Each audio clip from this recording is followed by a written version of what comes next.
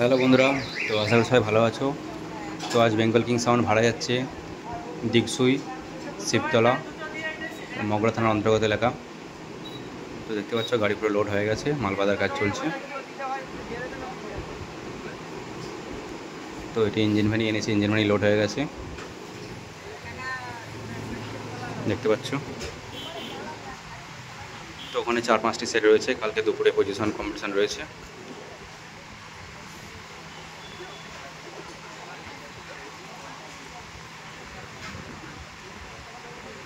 তো যারা যারা দেখতে ইচ্ছুক আগামীকাল দুপুরের মধ্যে চলে যাবে, পজিশন কম্পিটিশন দেখতে পাবে।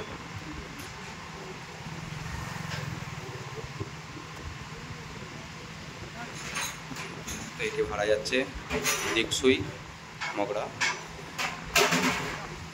তো শিবতলার ওখানে মাইকটা থাকবে, ওখানেই বাঁধা হবে। তো গাড়ি প্রায় টোটালি লোড হয়ে গেছে, বাঁধা হয়ে গেলেই বেরিয়ে পড়বে। তো চলো বন্ধুরা, দেখতে থাকো। ভিডিওটি ভালো লাইক করবেন এবং চ্যানেলে যদি নতুন এসে থাকো সাবস্ক্রাইব করে দেবে। চলো দেখতে থাকো।